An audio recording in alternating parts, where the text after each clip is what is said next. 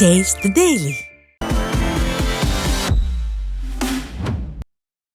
புதுக்கோட்டை மாவட்டம் கூடலூர் கிராமத்தில் குடிநீர், சாலை வசதி உள்ளிட்ட அத்தியாவசிய தேவைகளை நிறைவேற்ற வலியுறுத்தி பொதுமக்கள் மற்றும் விவசாயிகள் சார்பில் கண்டன ஆர்ப்பாட்டம் நடைபெற்றது. கூடலூரில் அடிக்கடி மின்தடை ஏற்படுவதுடன் பழுதடைந்த 4 கண்மாய் மடைகளையும் சீரமைக்காமல் அதிகாரிகள் அலட்சியம் காட்டி வருவதாக கூறப்படுகிறது. மேலும் அப்பகுதியில் குடிநீர் தட்டுப்பாடு நிலவுவதால் காவேரி வைகை குண்டாறு திட்டத்தை உடனடியாக செயல்படுத்தி அதில் உள்ள தண்ணீரை இப்பகுதிக்கு கொண்டுவர நடவடிக்கை எடுக்க வேண்டும் என போராட்டத்தில் ஈடுபட்டவர்கள் வலியுறுத்தினர். தருமபுரி மாவட்டத்தில் பெய்த சாதாரண மழைக்கு தெருக்களில் மழைநீர் பெருக்கெடுத்து ஓடியதால் பொதுமக்கள் அவதியடைந்தனர். மாவட்டத்தின் பல்வேறு பகுதிகளில் வெயிலின் தாக்கம் அதிகரித்து காணப்பட்ட நிலையில் மாலையில் கருமேகம் சூழ்ந்து தருமபுரி, நல்லம்பள்ளி, பென்னாகரம், பாலக்கோடு, காரிமங்கலம் உள்ளிட்ட பல பகுதிகளில் மழை பெய்தது. இந்நிலையில் சாதாரண மழைக்கு சாலைகளில் கழிவுநீருடன் மழைநீர் பெருக்கெடுத்து ஓடியதால் பொதுமக்கள் அவதியடைந்தனர்.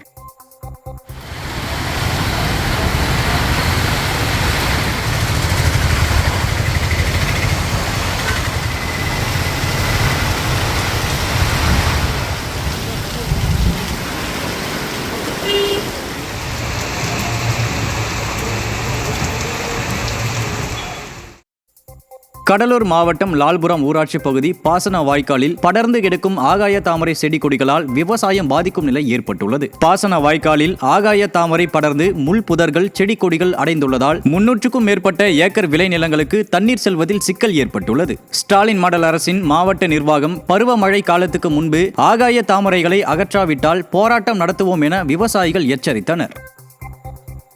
மதுரை மாவட்டம் திருமங்கலம் பகுதியில் மேம்பால பணிகளின் போது மின்கம்பம் சாய்ந்து சாலையில் விழுந்ததால் பொதுமக்கள் அதிர்ச்சி அடைந்தனர். திருமங்கலம் பகுதியில் விமான நிலையம் செல்லும் சாலையில் கடந்த 1 வருடமாக ரயில்வே மேம்பால பணிகள் நடைபெற்று வருகிறது. இந்நிலையில் ஜேசிபி இயந்திரம் மூலம் கழிவுநீர் வாய்க்காலை சரி செய்யும் போது மின்கம்பம் சேதமடைந்து சாலை மீது விழுந்தது. இதனால் சாலையில் சென்ற வாகன ஓட்டிகள் அச்சமடைந்தனர். திறனற்ற திமுக ஆட்சியில் அதிகாரிகளின் அலட்சியத்தால் இதுபோன்ற சம்பவங்கள் நடைபெற்று அசம்பாவிதம் ஏற்படும் அபாயம் இருப்பதாக மக்கள் குற்றம் சாட்டியுள்ளனர்.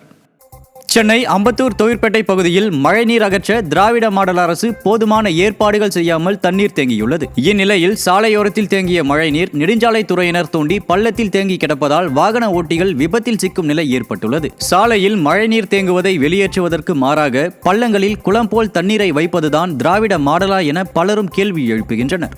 தூத்துக்குடி மாவட்டம் கோவில்பட்டி கோட்டாட்சியர் அலுவலகத்தை முற்றுகையிட்ட இலுப்பையூரணி மக்கள் அரசு நிலத்தை ஆக்கிரமித்து வீடு கட்டுபவர் மீது நடவடிக்கை எடுக்க கோரி மனு அளித்தனர். விஸ்வநாத தாஸ் நகரில் அரசு நிலத்தை தனிநபர் ஆக்கிரமித்து வீடு கட்டி வருவது குறித்து புகார் தெரிவித்தும் நடவடிக்கை எடுக்கவில்லை என பொதுமக்கள் குற்றம் சாட்டினர். ஸ்டாலின் மாடல் அரசின் மாவட்ட நிர்வாகம் ஆம்புலன்ஸ் கூட செல்லாத அளவுக்கு அரசு நிலத்தை ஆக்கிரமித்து உள்ள நபர் மீது நடவடிக்கை எடுக்க கோரி மனுவில் வலியுறுத்தியுள்ளனர்.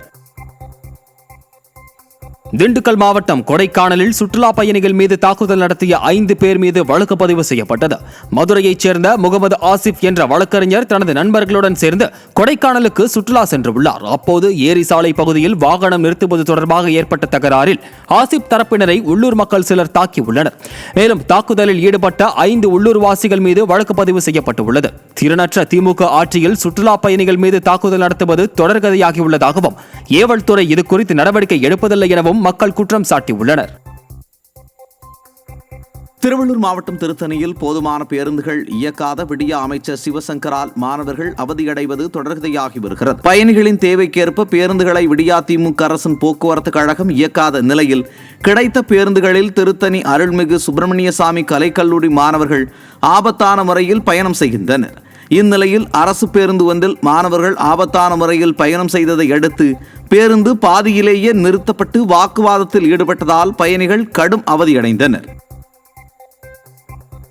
திண்டுக்கல்லில் போக்குவரத்திற்கு லாயக்கற்ற சாலைகளை சீரமைக்க வலியுறுத்தி மாவட்ட ஆட்சியரிடம் வயதான தம்பதிகள் மனு அளித்தனர். சாலைகள் குண்டும் குழியுமாக உள்ளதால் அடிக்கடி விபத்துக்கள் ஏற்படுகிறது எனவும் விபத்தில் சிக்கி ஒவ்வொரு குடும்பத்தின் தலைவர்களும் உயிரிழப்பதாக தம்பதி குற்றம் சாட்டினர். குடும்ப தலைவனாக இருக்கும் ஹீரோவை காப்பாற்றுங்கள் என பதாகையை ஏந்தி சேகர் மீனாட்சி என்ற முதிய தம்பதி மாவட்ட ஆட்சியரிடம் மனு அளித்தனர்.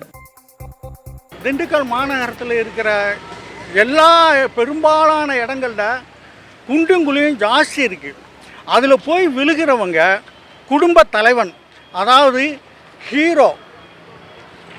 ஹீரோவாக இருந்தால் அவங்க அடிபட்டா, அவங்க உயிருக்கு சேதம் ஏற்பட்டால் அவங்களோட குடும்பத்து நிலைமை, ஒவ்வொரு குடும்பத்து நிலைமை என்ன ஆகும் அப்படிங்கிறத தயவு பண்ணி இந்த நம்ம நிர்வாகம் புரிஞ்சுக்கிட்டு சாலைகளை மேம்படுத்தணும்னு சொல்லி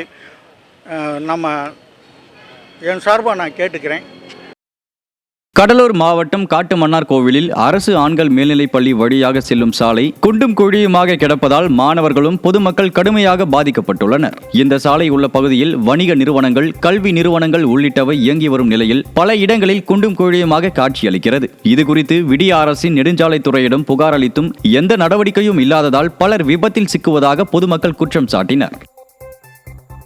கடலூர் மாவட்டம் தச்சக்காடு ஊராட்சியில் சட்டவிரோதமாக மணல் எடுக்க தோண்டிய பள்ளத்தில் தேங்கியிருந்த நீரில் மூழ்கி உயிரிழந்த சிறுவர்கள் 2 குடும்பத்தினருக்கு நிவாரணம் வழங்க கோரி மாற்றுத்திறனாளிகள் பாதுகாப்பு நலச்சங்கம் சார்பில் ஆட்சியரிடம் மனு அளிக்கப்பட்டது. கடந்த 29ஆம் தேதி தேங்கிய நீரில் குளிக்கச் சென்ற 17 மற்றும் 16 வயது சிறுவர்கள் 2 பரிதாபமாக உயிரிழந்தனர். இதுபோன்ற சம்பவங்கள் நிகழாமல் இருக்க ஸ்டாலின் மாடல் அரசு தடுப்பு வேலி அமைப்பதோடு உயிரிழந்தோரின் குடும்பத்துக்கு தலா 25 லட்சம் ரூபாய் நஷ்ட ஈடு வழங்கவும் வலியுறுத்தி மனு அளிக்கப்பட்டது.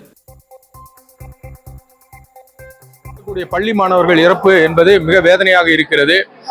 ஆகவே அந்த அதிகாரிகள் மீது உரிய துறை ரீதியான நடவடிக்கை எடுக்க வேண்டும். அலட்சியமாக செயல்பட்ட அந்த அதிகாரிகள் மீது கிரிமினல் வழக்கு பதிவு செய்ய வேண்டும் என்ற கோரிக்கையையும், இறந்த மாணவர்களுடைய குடும்பத்திற்கு 25 லட்சம் ரூபாய் தலா 25 லட்சம் ரூபாய் நஷ்டஈடு வழங்க வேண்டும் என்று கோரிக்கை விடுத்து இன்றைக்கு மாவட்ட ஆட்சியரிடம்